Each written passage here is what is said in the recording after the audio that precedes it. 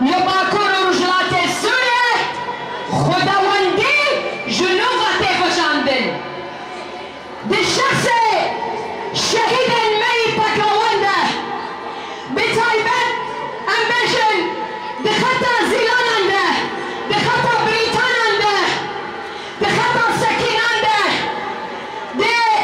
کسایت ریحان و شرفین و خط میدیتر یان جنان کشوپاندیه ده کسایت یسراده و ده کسایت نور و هنده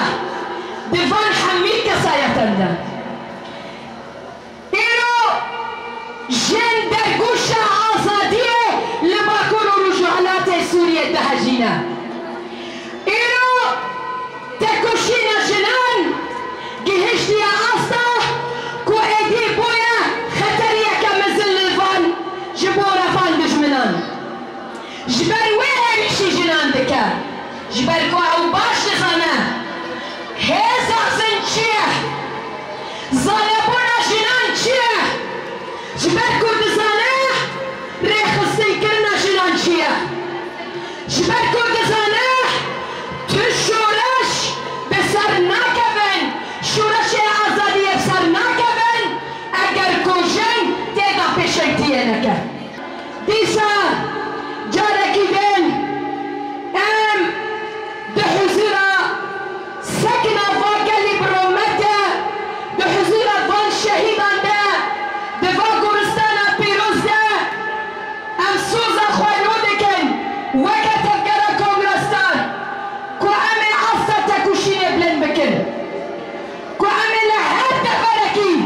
کلا بر خدا نبدن آوا کرن لحر قادکه و ببه دنگ راستیه دنگ آزادیه دنگ جنا آزاد امی عصا تکوشین خواه بلند بکن جارکی دنم دبیشن جن جیان آزادی بسروک جیان نابه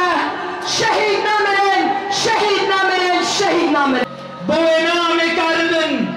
فایده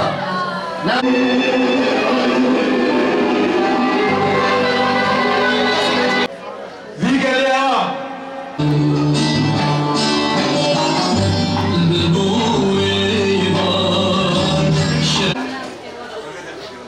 بله حضرت بله حضرت انشاء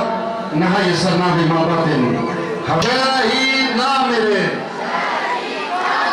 شهيد نامر